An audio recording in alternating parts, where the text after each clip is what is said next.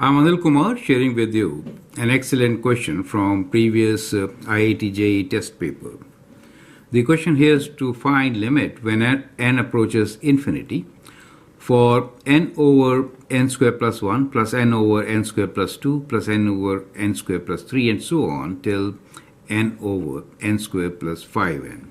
You can always pause the video, answer the question, and then look into my suggestions.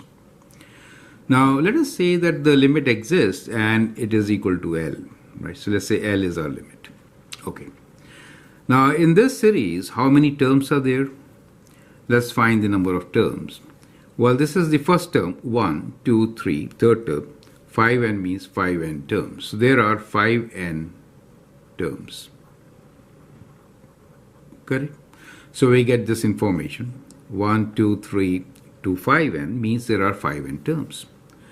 Now, since there are 5n terms here, and we say that their limit exists and let it be L, we also notice one more thing here, that is, the first term here is n over n square plus 1. The last term is n over n square plus 5n, right?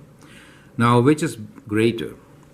So clearly, we know that n over n square plus 1, this number is being divided by n square plus 1, and the other number here is n over n square plus 5n. So 5n, n is approaching large number, positive. So this is denominator is greater, right? So this number here is much bigger than that, correct? So what we know here is that as we go on, each term is decreasing, right? So each term is decreasing, first term being the greatest. So that is how the series is, right? So the numbers are decreasing as we move towards the right. So what we can do in such cases is that we can form two series. So the idea here is to work with two series, one with just the first terms and one with the last terms. And we know the value of L will be in between the two. Correct? So we could think about splitting this question as limit n approaches infinity for n over n square plus 1 plus n over n square plus 1, so on, right? Up to the last term, where the last term is also n over n square plus 1, and we know number of these terms are 5n.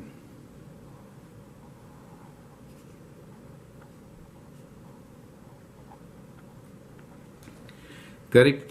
On the other hand, we can just take the last term and say, well, the series is, the sum of this series is between some of those and some of these, both of them are being 5n terms, right? So we could write this as n over n square plus 5n plus n over n square plus 5n, so on, for 5n terms, right? N square plus 5n, and these also we will take 5n terms.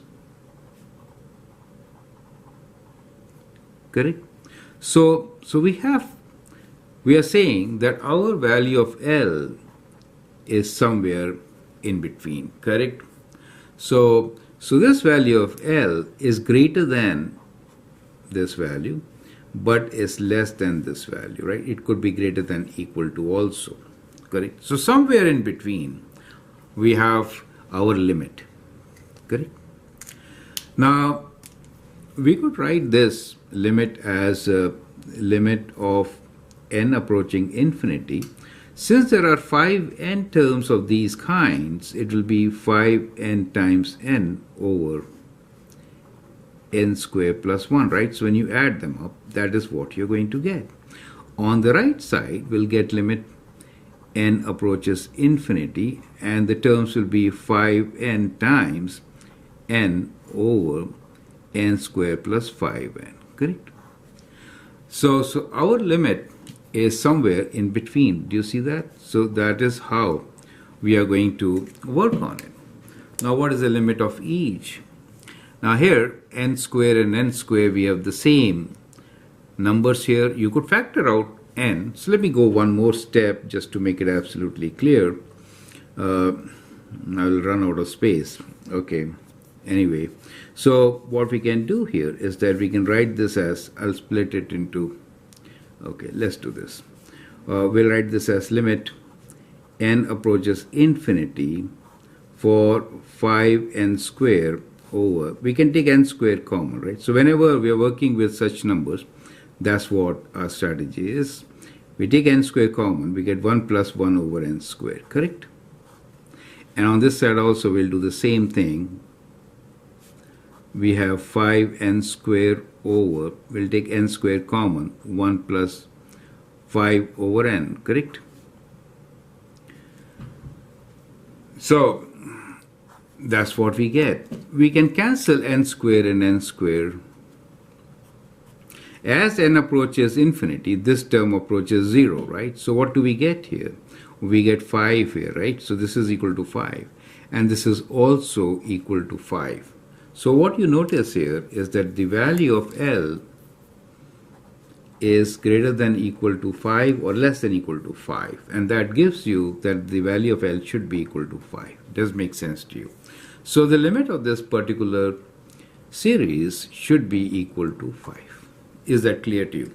So to solve such questions, the best way is figure out the trend, right? So split the series into two series, squeeze the value in as we did here, and then you can easily find the solution.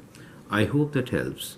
Feel free to write your comments and share your views. If you like and subscribe to my videos, that'd be great.